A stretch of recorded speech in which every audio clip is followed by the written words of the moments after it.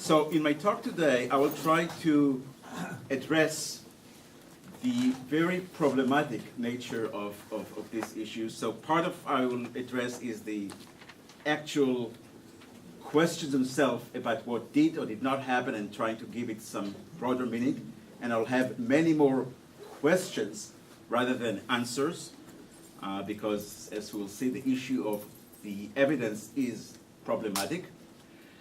And I also will try to address the meta level, the questions of history and how do we think in particularly about oral testimonies. What's the role? Ever since the 1973 Yom Kippur War, which is for some 4 odd decades, there have been outstanding and lingering questions on the war's nuclear dimension. And perhaps I will say that those questions are not so much important for the historiography of the war itself. I fully agree that for understanding the war, it does not play a major role.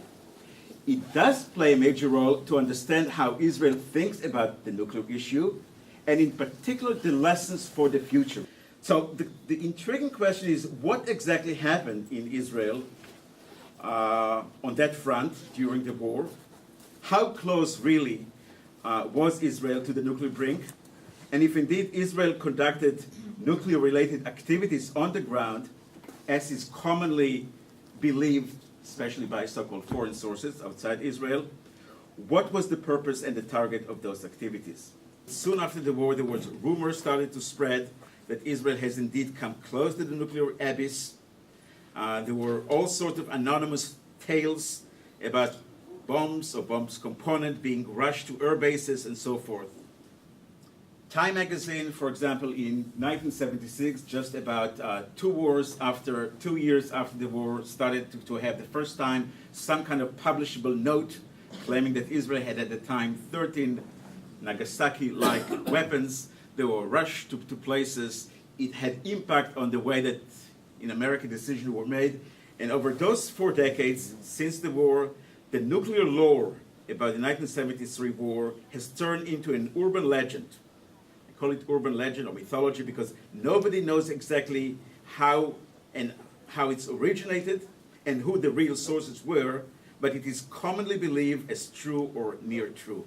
Seymour Hersh, in his book, The Samson Option, he developed it much further. He told the story about cabinet, or the Golda's cabinet meeting on October 9th, where the issue was discussed. It was, according to Hersh, it was a primary issue. Certain decisions were made. In his view, he says that, and he called it even a nuclear blackmail, that Israel used it as to give a very specific, he called it a blackmail message to the United States, and there was a way to pressure the United States to rush the airlift because of the nuclear issue. So there are 2 Israeli sources who came to the efforts of denying the Hersh-like allegation. So what we are left? We're left with very little. And that's why the testimony that I'm about to show you is intriguing. And I would like first to show you the testimony, to share with you the testimony, and then I'm going to raise questions about the testimony and an effort to try to think what it tells and what it doesn't tell us. לא, בהתייעצות הוא אמר ל5 דקות של התייעצות, לא בהרצאות. היא לא אמרה לו בטלפון כמה יהיו נוכחים וכדומה. Let me say a few words about the nuclear context. Probably the major difficulties in interpreting Sini testimony is the lack of knowledge, or the lack of authorized knowledge and clarity on the Israeli nuclear situation at the time. This applies both to the size and the status of the inventory, the nuclear inventory, as well as on the organizational and governance structure and the command and control procedure that govern the system. We know essentially nothing authorized about it. We can speculate, we can have conjectures, but there is no clear knowledge. Still, it's interesting to consider what a nuclear demonstration might have involved, analytically might have involved, and whether the suggested time frame of 6 to 12 hours was realistic.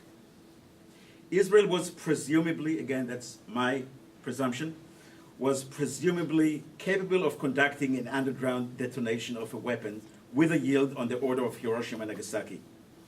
However, even with a pre-drilled testing facility, the setup required would have been probably exceeded the half-a-day time frame, without even consideration of the political uncertainty involved in conducting an underground test in a time of war.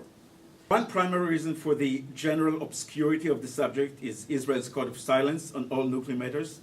Given the culture of secrecy and the institutional censorship in Israel on all nuclear matters, it is not surprising that the nuclear dimension of the war has remained undocumented.